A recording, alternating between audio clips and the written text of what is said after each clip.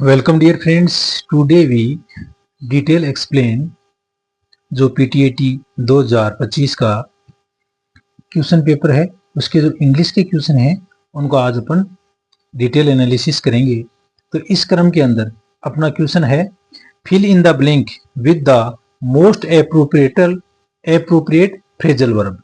तो जो phrasal verb है, उपयुक्त फ्रेजल वर्ब है, वो अपन को भरना है।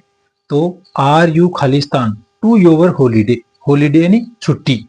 तो क्या तुम्हारी जो हॉलीडे है, छुट्टी है, उसको देख रहे हो? तो शोविंग राउंड यानी चारों ओर देखना, गिविंग बैक पीछे छोड़ना, अर्निंग मोर ज्यादा कमाना, लुकिंग फॉरवर्ड का मतलब होता है ज्यादा उत्सुकता से देखना, ठीक है, या योजना बनाना।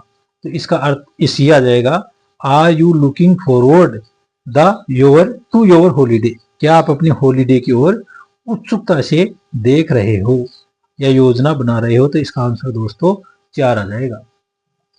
तो डियर फ्रेंड्स, नेक्स्ट क्वेश्चन है mark 1 word substitution of the following. तो अपन को एकल शब्द लिखना है, that which can be easily broken, जिसको अपन आसानी से तोड़ सकते हैं।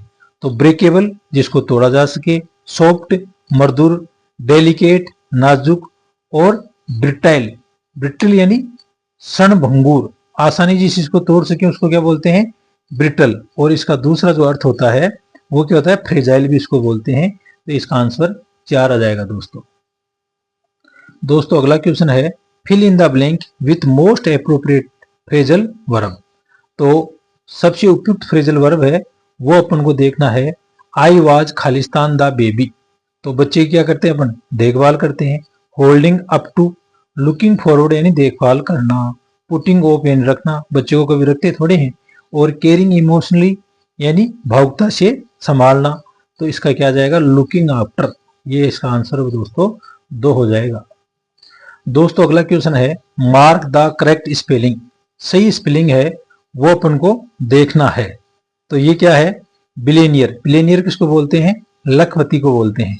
तो बिलेनियर, बिलेनियर, बिलेनियर और बिलेनियर। तो इसका सही जो प्रोनाउंसिएशन और स्पेलिंग होती है BILLONAIRE, बिलेनियर यानी लखपति। तो इसका आंसर आ जाएगा 1।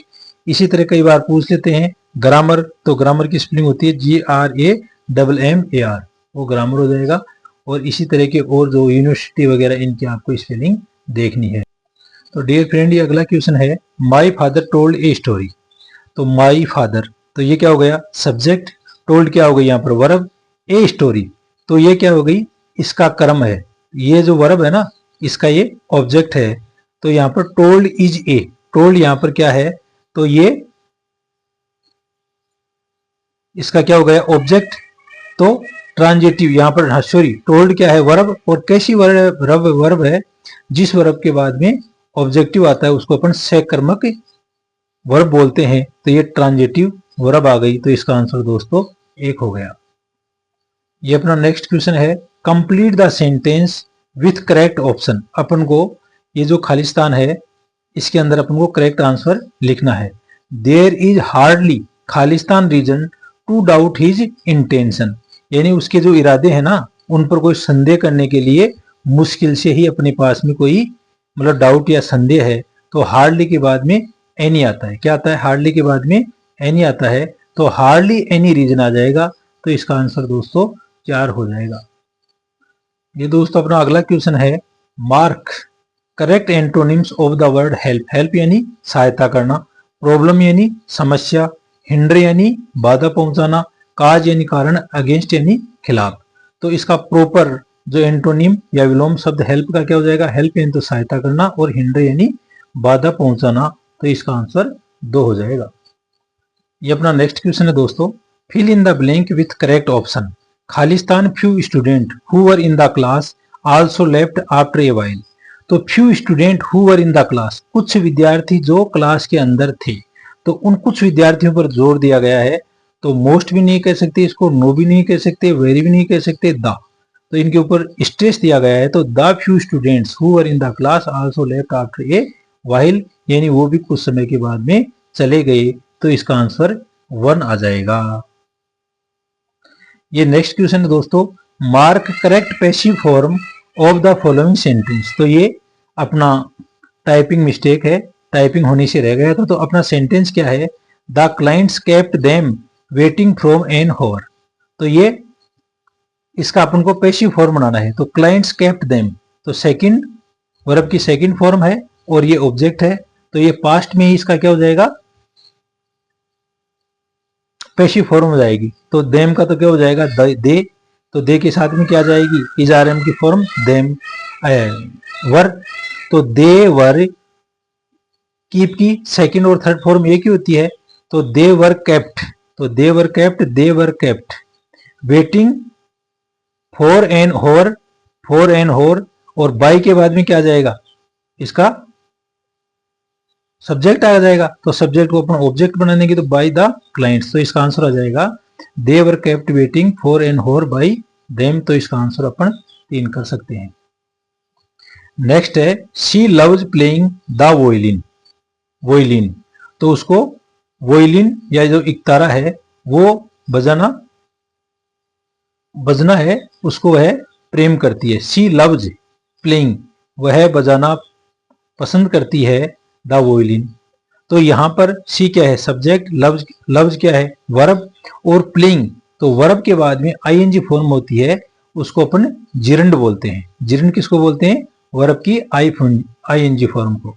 पार्टिसिपल तो है नहीं क्योंकि पास्ट की नहीं है। इन्फिनेटिव से पहले टू आता है, और प्रेजेंट पार्टिसिपल भी नहीं है क्योंकि ये मेन वर्ब नहीं है। तो इसलिए इसका क्या आ जाएगा, आपका जिरंड। ये 4 आंसर इसका हो जाएगा। दोस्तों अगला क्वेश्चन है, which of the following sentence is in present perfect tense. तो प्रेजेंट परफेक्ट टेंस में कौन सा है, तो प्रेजेंट परफेक्ट की क्या विशेषता होती है, हैज, हैव। तो ये तो हेल्पिंग वर्ब होती हैं, प्लस बीन प्लस वर्ब की थर्ड फॉर्म। तो आप देखो प्रेजेंट पर हैज, हैव कौन से के अंदर है, हैड तो आ गया, तो ये पास्ट का आ गया, ये आ गया हैज। तो प्रेजेंट परफेक्ट ही देखना है। तो प्रेजेंट परफेक्ट में हैज या हैव प्लस वर्ब की थर्ड फॉर्म आती है। तो the team has won the match. तो इसका आंसर अपना थर्ड आ जाएगा। The team won the match, ये तो पास्ट सिंपल का हो गया। The team will win the match, ये फ्यूचर सिंपल का हो गया। और the team had won the match, ये पास्ट परफेक्ट का हो गया। तो इसका आंसर अपना थर्ड आ जाएगा।